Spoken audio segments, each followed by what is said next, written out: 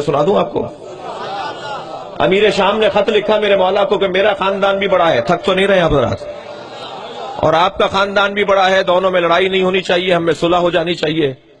تو میرے مولا نے اسے جواب دیا ہے، مگر اشعار کی صورت میں خط لکھا ہے، شعر میں جواب دیا ہے، علی کا دیوان موجود ہے۔ میرے مولا شعر کی صورت میں جواب دیتے ہوئے ارشاد فرماتے ہیں، سنو خبردار مجھے اپنے برابر مت سمجھنا، بھئی پاکستان کی دیواریں کالی کر ڈالو کہ علی اور فلاں بھائی بھائی، تمہارے ان کالی دیواروں سے کوئی اثر ہونے والا نہیں ہے، علی اور فلاں بھائی بھائی نہیں ہے۔ جس قوم کو قافیہ ملانا نہ آتا ہو،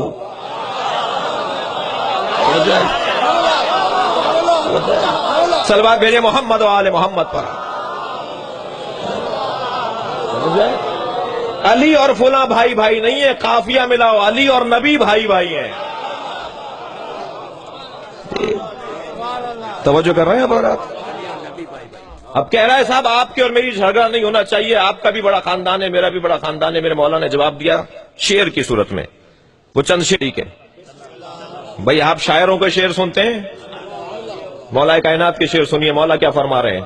مولا فرماتے ہیں سبقتکم الی الاسلام ترا، توجہ ہے، میں تم سب سے زیادہ اسلام میں آگے ہوں، تمہارا کوئی وجود ہی نہیں تھا اور میں نے اسلام کو پال کے جوان کر دیا۔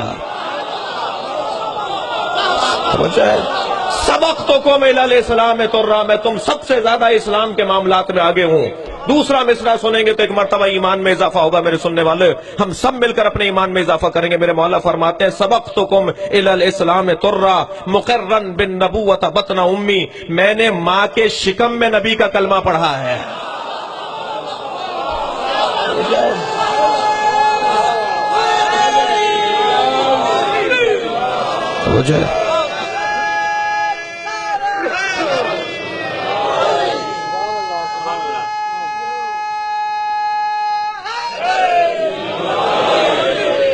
بوڑھوں میں فلاں پہلے ایمان لے کر آئے، عورتوں میں فلاں ایمان لے کر آئیں، بچوں میں علی ایمان لے کر آئے۔ تم اپنا عیب دوسروں پہ ڈال دیتے ہو۔ تم نے بچپنے میں کلمہ سنا تو تم کہہ رہے ہو کہ یہ ایمان اب لے کر آئے۔ توجہ کروں گے، توجہ کریں گے۔ یہ پرانی عادت ہے انسان کی کہ اپنا عیب دوسرے پہ ڈالتا ہے۔ کہنے لگے نبی 40 سال کے بعد نبی ہوئے، نبی 40 سال کے بعد نبی نہیں ہو رہے، تمہیں 40 سال آنے میں دیر لگ گئی ہے۔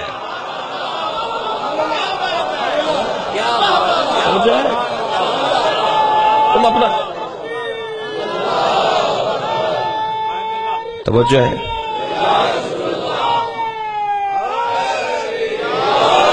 یہ پرانی عادت ہے مسلمانوں کی، اپنا عیب دوسرے کے اوپر ڈالتے ہیں۔ ہم نے دیکھا صاحب نہ علی نے بچپنے میں کلمہ پڑھا، تم نے دیکھا تو یہ تو تمہارا عیب ہے۔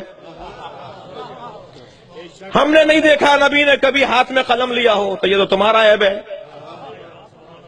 نبی معاذ اللہ پڑھے لکھے نہیں تھے، دلیل کیا ہے؟ نبی نے کبھی قلم ہاتھ میں نہیں لیا، تم نے نہیں دیکھا یا کبھی لیا نہیں؟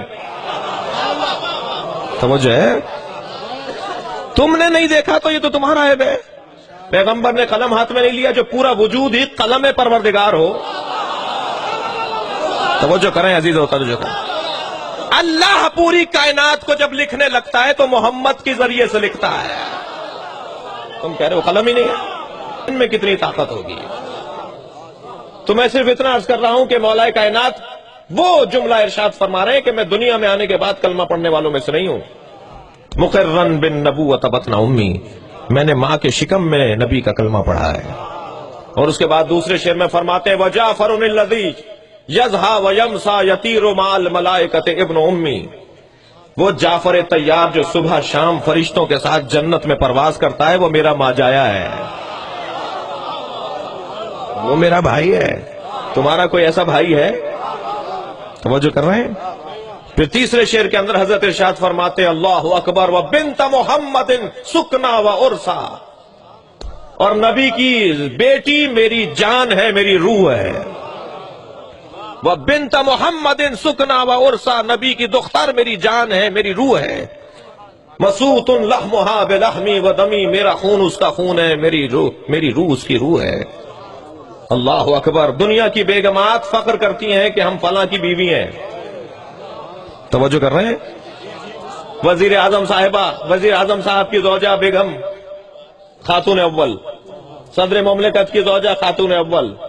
جی دنیا کی بیگمات کہتی ہیں ہمارا شوہر ڈائریکٹر، ہمارا شوہر گورنر، ہمارا شوہر وزیر اعظم، ہمارا شوہر وزیر. دنیا کی بیگمات اپنے شوہروں پہ فخر کرتی ہیں. یہ دنیا کا واحد جوڑا ہے کہ شوہر بیوی پہ فخر کر رہا ہے.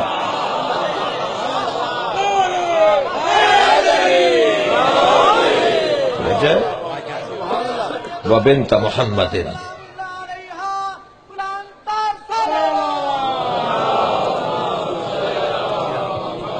وبنت محمد سکنا وعرسا مسوط لحمہا بلحمی ودمی. چوتھے شعر میں آپ فرماتے ہیں وسبط احمد ولدایا منہا. اللہ اکبر، عجیب تعبیر ہے مولا کائنات کی. وسبط احمد ولدایا منہا، نبی کے دو بیٹے میرے بیٹے ہیں.